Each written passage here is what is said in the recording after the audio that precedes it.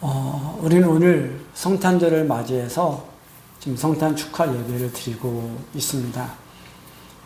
그런데 작년에도 성탄 축하 예배를 드렸잖아요. 그리고 그 전에도 성탄 축하 예배를 드렸습니다. 해마다 이렇게 우리가 반복되는 어떤 예배, 또 행사, 어떤 일들을 하다 보면 나중에는 그 본래의 의미와 목적을 잊어버리고 그냥 행사만 치르는 그런 일만 하는 경우들도 종종 있습니다. 그렇다면 우리가 오늘 성탄 축하 예배를 드릴 때 우리가 기억해야 될 그 성탄절의 의미는 무엇일까요? 성탄절을 맞이하면서 우리가 가져야 될 마음과 태도는 무엇일까요? 저는 오늘 말씀을 통해서 한번 살펴보려고 합니다. 예수님께서 태어나셨을 때, 즉 성탄의 날, 한 천사가 목자들에게 나타나서 내가 온 백성에게 미칠 큰 기쁨의 좋은 소식을 너희에게 전한다라고 말했습니다. 그 내용을 말하기 전에 그가 전하는 소식이 온 백성에게 미칠 큰 기쁨의 좋은 소식이라고 말했습니다. 왜 천사는 그렇게 말했을까요? 온 백성에게 미칠 큰 기쁨의 좋은 소식. 여기서 좋은 소식이라고 하는 그 단어는 헬라어로 유앙겔리온입니다. 그런데 여기서 말하는 그 좋은 소식은 나쁜 소식부터 들을래? 좋은 소식부터 들을래? 라고 말할 때 나쁜 소식과 대조되는, 반대되는 그런 일반적인 의미에서 좋은 소식을 가리킬 때 사용하는 단어가 아닙니다.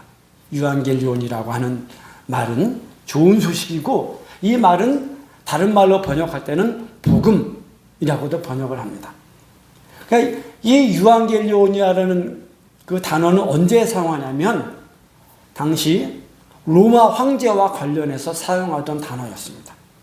그러니까 새로운 로마 황제가 즉위하면서 새로운 시대가 열리거나 또는 그 로마 황제의 후계자가 태어나거나 하는 이럴 때 로마에서는 새로운 로마 황제가 즉위하거나 후계자가 태어나는 것도 기쁜 소식이라고 여겼거든요. 근데 그것과 비교해서 천사가 말하는 거예요. 좋은 소식이라고 말하면 그걸 생각하거든요. 그런데 천사는 목자들에게 그 소식보다 새로운 로마 황제가 즉위하거나 또는 그 로마 황제의 후계자가 태어나서 안정적이 되는 그런 것보다 훨씬 더 큰 기쁨을 주는 소식이었기 때문에 천사는 온 백성에게 미칠 큰 기쁨의 좋은 소식이라고 그렇게 말했던 것입니다. 그냥 평범한 좋은 소식이 아니라 큰 기쁨의 좋은 소식이라고 말했습니다. 그렇다면 천사가 그렇게 말했던 이유는 무엇입니까?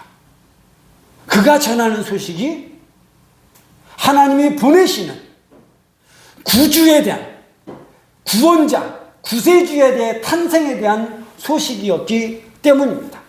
천사는 알았던 것입니다.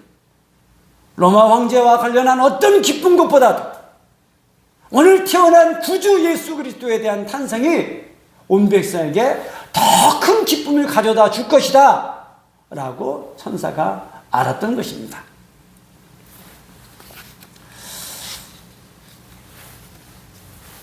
그래서 그때 수많은 천군과 천사들이 나타나서 하나님을 찬송했습니다.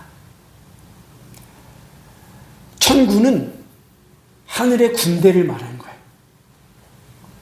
그러니까 그냥 천사들이 찬양한 게 아니라 우리식으로 말하면 군대 합창단, 그렇죠? 군에 있는 합창단. 그러니까 저는 이런 생각을 했어요. 천사들로 이루어진 합창단만으로 부족했나 보다. 이 엄청난 일에 대해서 하나님을 찬송할 때 그냥 일반인들 합창단만으로 부족해서 군에 있는 천사들까지 동원해서 하늘의 군대와 천사들로 이루어진 그런 합창단으로 성가대로 하나님을 찬송했구나 라고 그렇게 상상을 해봤습니다. 왜 그렇습니까? 구주의 탄생을 통해서 하나님의 영광이 확실하게 드러났기 때문이었습니다. 구주의 탄생은 하나님의 사랑을 드러냈습니다. 우리 사모님도 성탄을 통해서 하나님의 사랑에 대해서 말했는데, 성탄은, 구주의 탄생은 무엇보다 하나님의 사랑에서 비롯되었기 때문입니다. 우리가 잘 알고 있는 요한복음 3장 16절, 하나님이 세상을 이처럼 사랑하사 독생자를 주셨으니, 하나님이 우리를 사랑하셨기 때문에,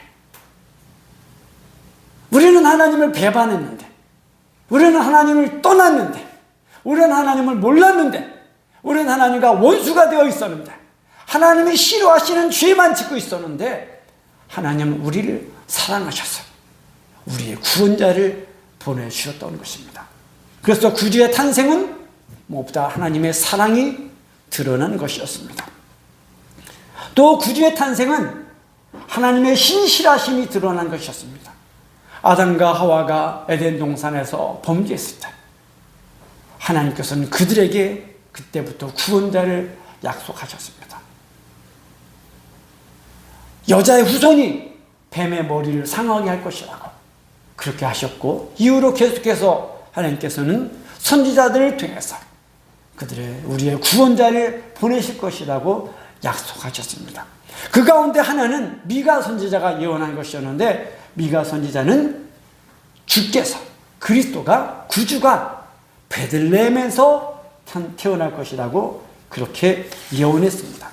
미가 5장 2절에 보면, 베들레헴 에브라다야, 너는 유다 족속 중에 작을지라도 이스라엘을 다스릴 자가 내게서 내게로 나올 것이라. 그의 근본은 상고에 영원에 있느니라 라고 말했습니다. 베들레헴은 그 당시 아주 작은 동네에서 한 1000명 정도밖에 주민이 살지 않았던 곳이라 그래요. 그곳에서 그리스도가, 구주가, 메시아가 태어날 것이라고 미가가 예언했는데, 예수님께서 베들레헴에서 태어남으로 말미암아 하나님 약속하신 그리스도에 대한 예언이 사실로 성취되면서 하나님의 모든 약속이 신실했음을 입증되었다라는 것입니다. 또 구주의 탄생은 하나님의 전능하심과 하나님의 겸손이 드러난 사건이었습니다. 하나님이 인간의 몸을 입으셨기 때문에, 하나님께서 창조하신 피조물 가운데 하나인 인간의 몸으로 하나님이 오셨고, 더구나 처녀의 몸에서 태어나셨기 때문입니다. 그래서 구주의 탄생은 하나님의 겸손하심과 하나님의 전능하심이 잘 드러난 사건이었습니다. 마지막으로 구주의 탄생은 하나님이 진정한 이 세상의 통치자이심이 드러난 사건이었습니다. 예수님께서 베들레헴에서 탄생한 것은 우연이 아니었습니다. 물론 예언되어 있었지만, 미가가 예언했지만, 여러분 생각해 보십시오. 제가 예를 들어서 우리 아내가 지금 임신해서 지금 해산할 때가 거의 됐는데, 그런 아내를 데리고 나사렛에서 베들레헴까지 이동거리가 150km라. 그 150km를 그 해산할 때가 된 그 아내를 데리고 갈 수 있을까요? 군인들이 보통 1시간에 4km를 걷거든요. 그렇게 이제 기준을 정해놓고 군인들이 20대 때 팔팔한 군인들이 1시간에 4km를 걷습니다. 그러면 8시간을 걸어야 32km를 걷는 거거든요. 그렇게 해서 그러면 150km니까 5일 정도를 걸어야 돼요. 군인들이. 건강한 군인들이 5일 정도를 걸어야 150km를 걸어가는 건데, 임신한 해산할 때가 된 그 마리아가 그 150km를 걸어가려면 그것보다 훨씬 더 오랜 시간이 걸렸고 그리고 훨씬 더 위험했을 것입니다. 제정신으로는 정상적이라면 그렇게 아내를 데리고 여행하지 않죠. 그런데 로마 황제 가이사 아구스도가 2장 1절에 나오잖아요. 로마 황제 가이사 아구스도가 호적 명령을 내렸기 때문에 호적 명령이 뭡니까? 누구 밑에 누구가 낳았다. 몇 년에 낳았다. 가족들이 어떻게 된다. 이걸 등록하는 거잖아요. 왜요? 세금을 매기기 위해서. 근데 로마 황제 가이사 아구스도, 우리는 세계사에는 카이사르 아우구스투스라고 우리가 그렇게 알고 있는 이름이죠. 성경에는 가이사 아구스도, 세계사에서 우리가 일반적으로 들을 때는 카이사르 아우구스투스를 말합니다. 그가 호적하라고 명령했기 때문에 다윗이 고향이 베들레헴이었기 때문에 베들레헴에 가서 호적을 할 수밖에 없었던 것입니다. 자, 그렇다면 하나님께서는 미가 선지자를 통해서 예언하셨던 그 사실, 그리스도가 베들레헴에서 태어날 것이라고 하는 사건을 성취하시기 위해서 로마 황제도 사용하셨구나. 로마 황제로 하여금 그때 그런 호적 명령을 내리게 해서 요셉과 마리아가 나사렛에서 베들레헴까지 가게 하셨구나 라고 하는 것을 알 수 있습니다. 그렇다면 이거는 진정한 이 세상의 통치자는 로마 황제가 아니라 하나님이시구나. 로마 황제도 하나님의 손 안에 있구나 라고 하는 것을 우리에게 드러내 주는 것입니다. 그래서 하늘의 천군과 천사들이 지극히 높은 곳에서는 하나님께 영광이오라고 찬송을 했던 것입니다. 구주의 탄생을 통해서 하나님의 영광이 많이 드러났기 때문입니다. 그래서 하나님을 찬송하는 것이 마땅했기 때문입니다. 왜 천사들이 찬송했을까? 왜 천군과 천사들이 찬송했을까? 저는 한번 상상력을 발휘해봤어요. 이 엄청난 일인데 우리가 엄청난 일을 할 때 축하 행세하고 막 노래 부르고 공연하잖아요. 그런데 아무도 알아주는 사람이 없으니까 이 구주의 탄생에 맞춰서 준비된 인간 합창단이 없으니까 우리라도 나서야 되지 않겠니? 천사들이 그렇게 말했을 것 같아요. 야, 군대는 니네들도 와. 야, 이건 가만히 있으면 안 될 일이야. 인간들은 모르니까 우리라도 찬송하자 라고 모여서 합창단을 조직해서 하나님을 찬송했던 것 같습니다. 이건 저의 상상력입니다. 그런데 수많은 천군과 천사가 그때 찬송했던 것은 구주의 탄생을 드러낸 하나님의 영광만이 아니었습니다. 그때 천사들은 구주의 탄생을 통해서 땅에서는 사람들에게는 하나님이 기뻐하시는 사람들에게 평화가 임한다.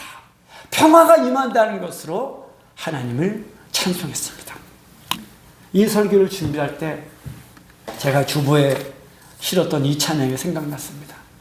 내 마음속에 있는 참된 이 평화는 누구도 빼앗을 수 없네.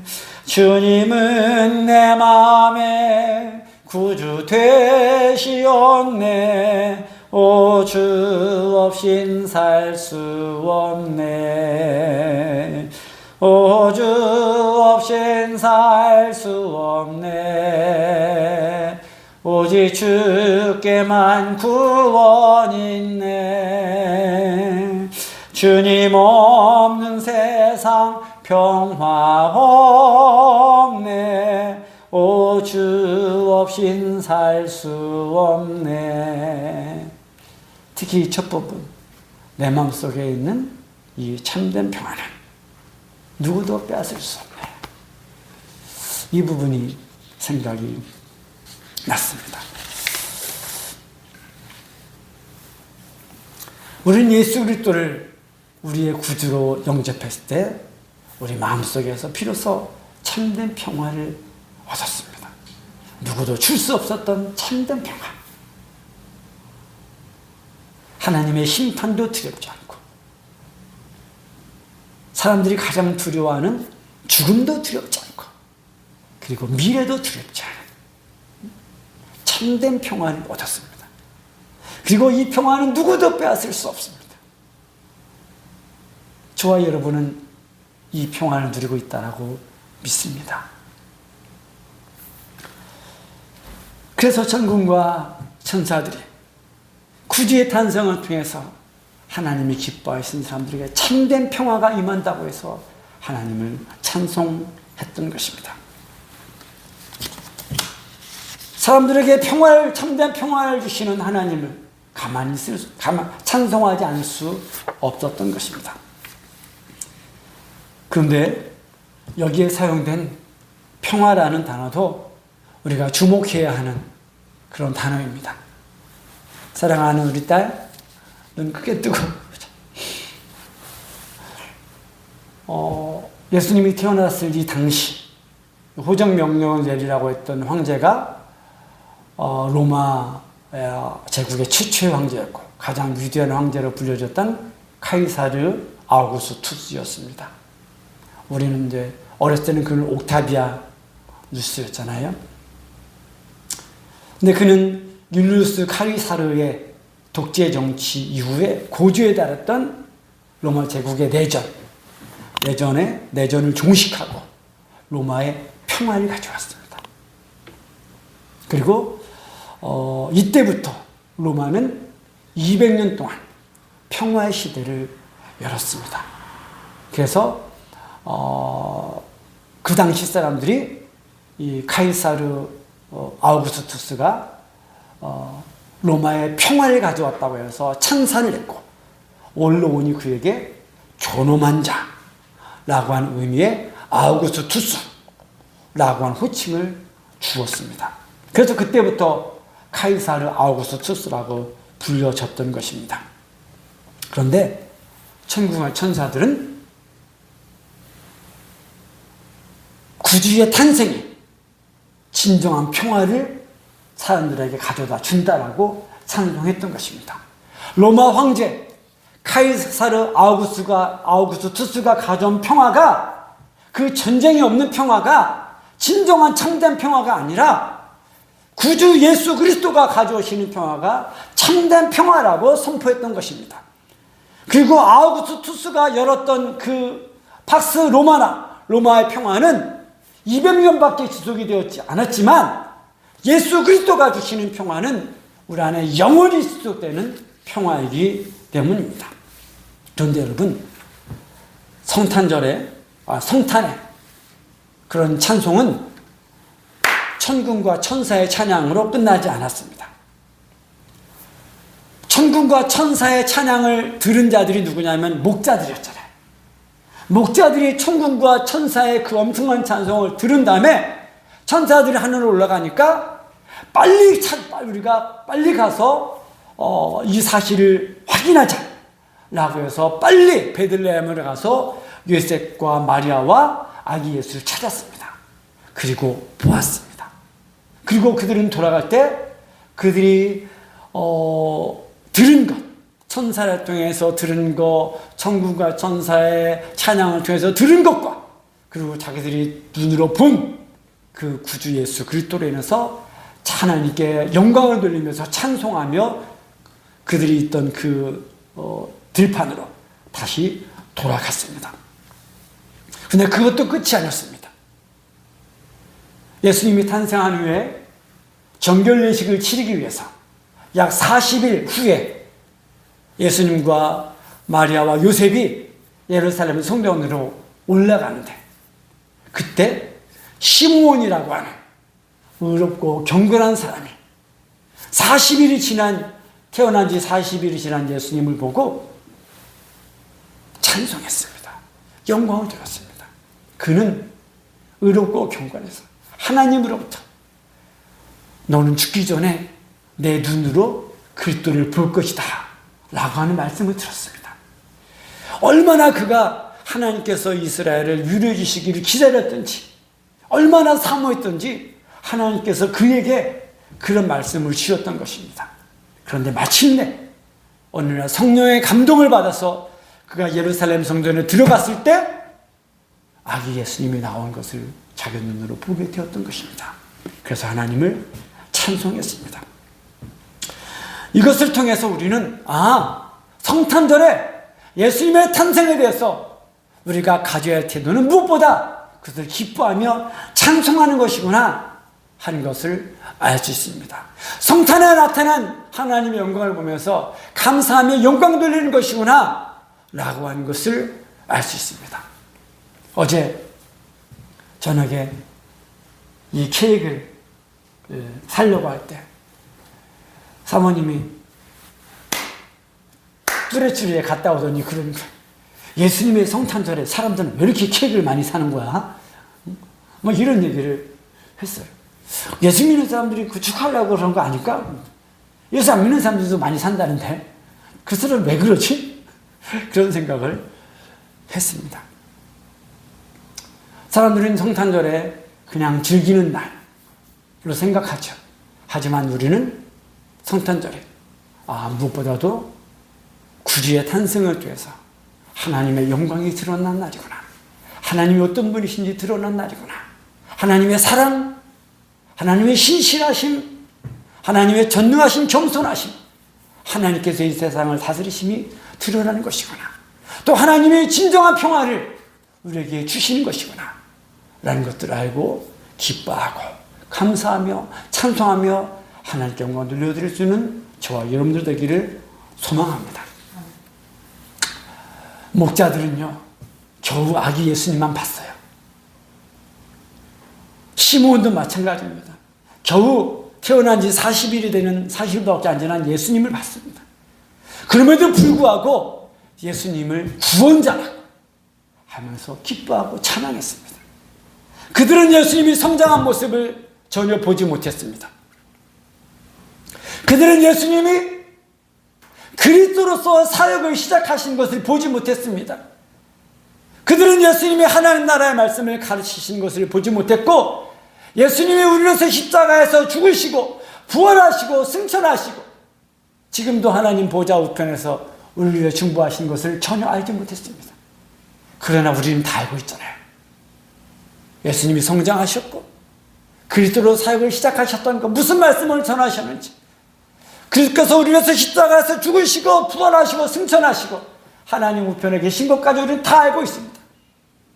그렇다면 우리는 그들보다 훨씬 더 구주의 탄생을 보면서 훨씬 더 기뻐하고 찬송하고 감사하고 하나님 앞에 영광 돌려드려야 될 줄로 믿습니다. 갓 태어난 아기 예수님만 보고도 그가 우리의 구원자라고 그렇게 기뻐했다. 그리스도께서 하신 모든 일을 알고 있는 우리는 더더욱 기뻐하고 감사하고 찬송하고 영광을 돌려야 될 것입니다. 이 성탄절에 여러분의 마음을 짓누린 것들이 있을지 몰라도, 근시가 연약했을지 몰라도 오늘은 정말로 우리에게 구주를 보내셨다라고 하는 것을 생각하면서 우리가 충분히 마음껏 기뻐하고 찬송할 수 있기를 원합니다. 그렇게 함으로 인해서 또 우리 안에 구주의 탄생을, 우리가 구주를 영접함으로 신 우리 안에 있었던 그 평화를, 참된 평화를 우리가 다시 회복하고 우리가 충분히 누림으로 해서 저와 여러분이 하나님께서 기뻐하시는 사람들이라고 하는 것을 우리가 입증할 수 있기를 원합니다.